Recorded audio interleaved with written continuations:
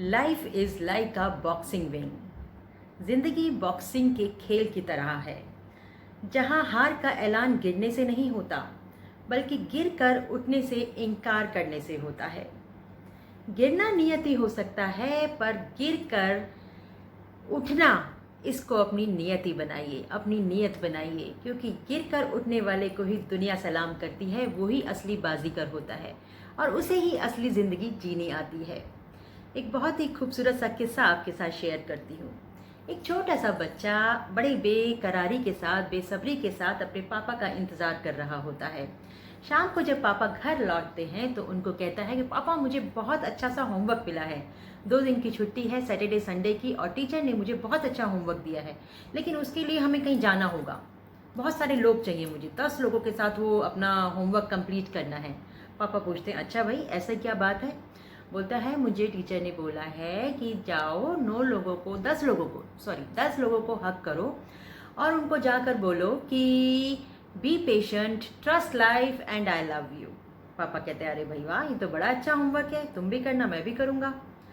और कल तुम्हें मैं अपने साथ मॉल लेके चलूँगा, वहाँ जाके तुम 10 लोगों को हक करना और उनको ये बात बोल देना।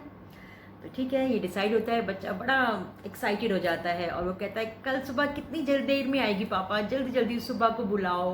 और चलो जी, बच्चे को बहला फुसला कर सुलाया जाता है। अगली सुबह बच्चा तैयार, लेकिन मौसम मौसम तैयार नहीं था। बहुत तेज़ बारिश हो रही थी, तो पापा मना करते कि आज नहीं, 2 दिन है हमारे पास, सैटरडे संडे, कोई बात नहीं, आज नहीं कल चलेंगे, कल तुम मैं मॉल लेके चलूँगा और तुम अपने 10 लोगों के साथ वो होमवर्क कंप्लीट कर लेना। बच्चा कहता है कि नहीं पापा, मुझे आज ही जाना है, आज ही जाना है बस। बच्चे की ज़िद के आगे बेचारे पापा झुक जाते हैं और उसको लेकर गाड़ी में बिठा कर चलते हैं मॉल की तरफ। मॉल में क्योंकि बारिश है, मौसम है ख़राब, तो फिर लोग भी कम थे, लेकिन वो जैसे तैसे करके शुरू करता है। जाता है लोगों के पास, मिलता है और उनको बताता है पहले कि मुझे टीचर ने एक होमवर्क दिया है और ये बोलने के लिए कहा है, और please I want to hug you and I want to say I love you. तो 9 लोगों के साथ तो वो ये कॉन्सेप्ट, अपना होमवर्क अपना पूरा कर लेता है, लेकिन बादल बहुत गड़गड़ा रहे होते हैं, बाहर खूब तेज़ बारिश हो रही होती है, तूफ़ानी मंजर होता है। तो पापा के कहने पर कि एक बंदा बचा है, वो होमवर्क हम कल कर लेंगे या अपने पड़ोस में किसी के साथ कर लेंगे, तुम अब घर चलो। बच्चा बड़ा मायूस हो जाता है, लेकिन पापा के कहने पर वो गाड़ी में बैठ जाता है और सारे रास्ते खिड़की से बाहर की तरफ देखता हुआ जाता है। रास्ते में एक घर की तरफ देखकर उसकी तरफ पॉइंट आउट करके बोलता है, पापा प्लीज़ गाड़ी रोको, और मुझे जो वो 10वां होमवर्क है ना, मुझे उसी घर में जाके पूरा करना है, प्लीज़ गाड़ी रोको। बच्चे की ज़िद के आगे पापा गाड़ी रोक देते हैं। बच्चा गाड़ी में से कूद के भागता है और उस घर पे जाकर पहले तो बेल बजाता है। बेल सुनने से कोई नहीं आता, ज़ोर ज़ोर से दरवाज़ा पीटता है और बेल फिर बजाता है। थोड़ी देर बाद एक आंटी बाहर निकल कर आती हैं, दरवाज़ा खोलती हैं और पूछती हैं, हाँ बेटा, मैं आपके लिए क्या कर सकती हूँ? तो वो कहता है कि आंटी, मुझे मेरी टीचर ने होमवर्क दिया है और उस होमवर्क में कहा है कि हक करना है बंदे को और उसको बोलना है be patient, trust life and I love you. तो क्या मैं ये आपके साथ कर सकता हूँ? वो लेडी उस बच्चे को गले से लगा लिया उसको और ज़ोर से रोने लगी। पापा दूर से गाड़ी में से ये सब देख रहे होते हैं और उसको रोता हुआ देखकर उनको लगता है कि पता नहीं क्या बात है। वो गाड़ी से निकल कर आते हैं और उससे पूछते हैं, मैडम कुछ प्रॉब्लम है क्या, हम आपकी मदद कर सकते हैं? वो बाप और बेटे दोनों बच्चे को और उसके पापा को लेकर बोलती है कि आप अंदर आइए प्लीज़, और उनको चाय ऑफ़र करती है। बारिश का मौसम होता है तो चाय भी बनती है। फिर वो पूछते हैं कि मैडम आप इतना रो क्यों पड़ी अचानक, मतलब क्या हुआ?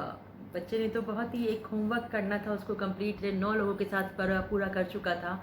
एक 10वें बंदे की ज़रूरत थी और पता नहीं क्यों ऐसी अचानक हम इधर से गुज़र रहे थे तो आपके घर की तरफ पॉइंट आउट करके बोला कि मुझे उस घर में जाकर ये अपना होमवर्क, अपना लास्ट 10th होमवर्क कंप्लीट करना है।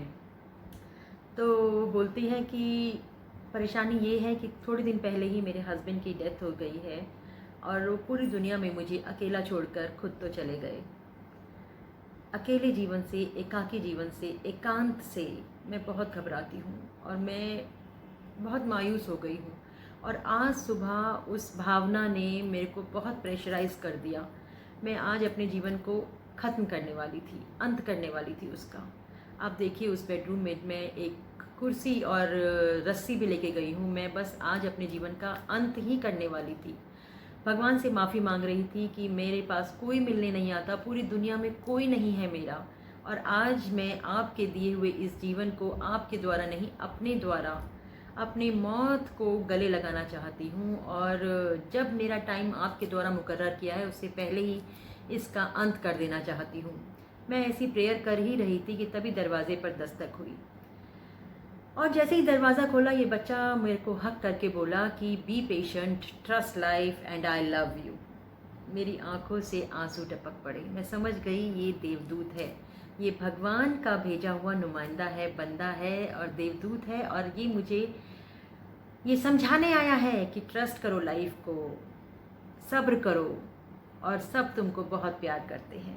तो आज से मौत का ख्याल मैं अपनी ज़िंदगी से निकालती हूँ, अपने ख्यालों से निकालती हूँ। ज़िंदगी को एक नई नज़र से देखना शुरू करूँगी। इस बच्चे ने मुझे ज़िंदगी का जीने का पाठ पढ़ा दिया है, और लोगों को भी नई दिशा दिखाऊंगी। अपनी दिशा भी बदलूंगी और लोगों की दिशा को भी बदलने की कोशिश करूँगी। यही होता है आजकल। क्या है ज़माना, तीज त्यौहार हो या पार्टी फेस्टिवल्स या कोई गैदरिंग होती है तभी हम अपने रिश्तेदारों से मिलते हैं, अदरवाइज़ शायद सबको भूल ही जाते हैं।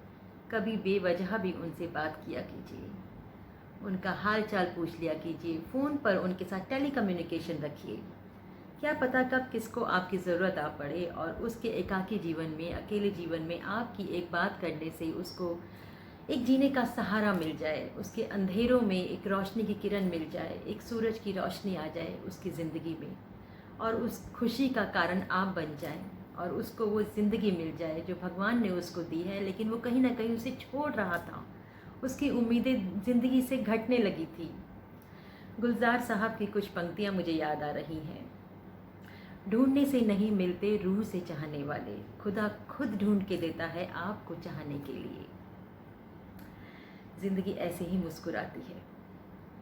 डार्क टू लाइट आइए। मेरी बातें अगर आपको अच्छी लगती हैं तो मेरे चैनल डार्क टू लाइट को लाइक कीजिए, शेयर कीजिए, सब्सक्राइब कीजिए, और अपने अनुभवों को मेरे साथ कमेंट बॉक्स में शेयर कीजिए। फिर मिलूंगी एक नई बात के साथ, एक नई मुलाकात के साथ, सुगंध के साथ। Dark to light, a journey with Sugandh में। नमस्कार।